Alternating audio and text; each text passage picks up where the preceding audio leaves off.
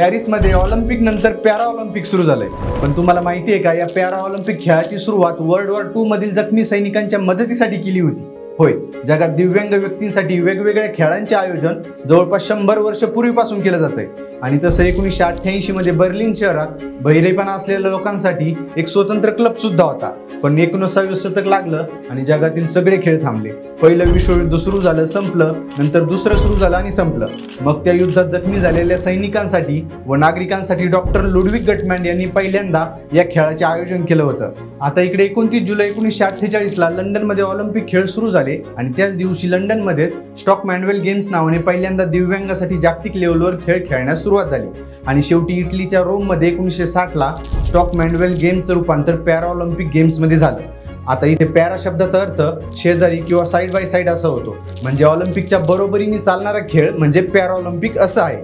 आणि तेव्हा रोममध्ये 23 देशातून तब्बल 400 वेगवेगळ्या दिव्यांग खेळाडूंनी भाग घेतला होता।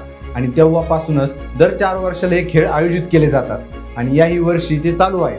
आनंदाची गोष्ट म्हणजे आपल्या भारतीय दिव्यांग खेळाडूंनी मेडल जिंकण्यास सुरुवात सुद्धा केली आहे। आणि त्यात 10 मीटर एअर रायफल शूटिंग प्रकारात अवनी लेकरा यांनी गोल्ड मेडल सुद्धा जिंकला आहे। आणि असेच आतापर्यंत आपण 5 मेडल सुद्धा जिंकलेलो आहोत। त्यामुळे जसं आपण नीरज चोप्रा, मनू भाकर यांचा विजय सेलिब्रेट करतो, तसं या दिव्यांग खेळाडूंचा सुद्धा करायला पाहिजे। बरोबर आहे की नाही, कॉमेंटमध्ये सांगा।